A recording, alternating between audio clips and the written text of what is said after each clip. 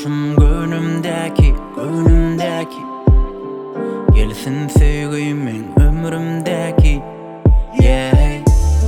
Bolsun gönlümdeki yali, bolsun düşümdeki yali, gerek tel kalını. Geçmişimi atlama, senden yadımın. Salma sevin odunu, gider durmuş yoluna. Yine sen ulan, ay ulan, dağ ulan, sevece son kudem bilen.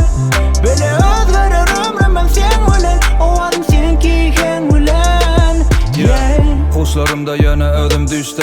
Menem berde senen beter daşta. Fikirler koyanak diyeler taşla. İzima seyretmen men belki kaçtam.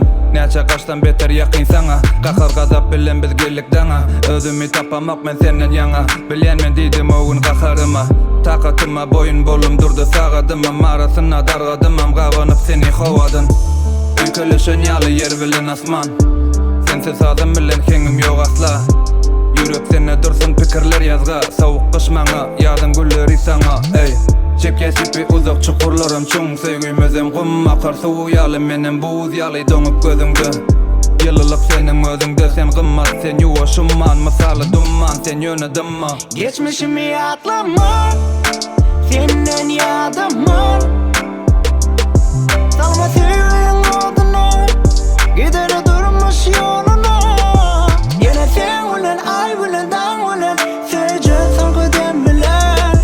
Böyle özverir ömrüm sen ulan, o adım senki hen ulan yeah. İçimde zincir bilen saklayan duygularımı, gözümün sanında olan sevgi bakışımı.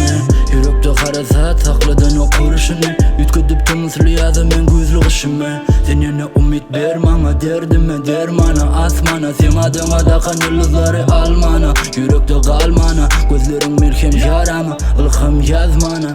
Gözümde karsın gözlerim yummayın. Bu yerler inni özge mana uzak durmayın.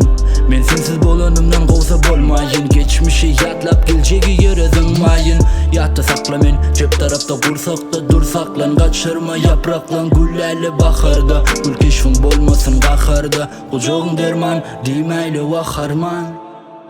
Geçmişimi atlama, senden yadımın.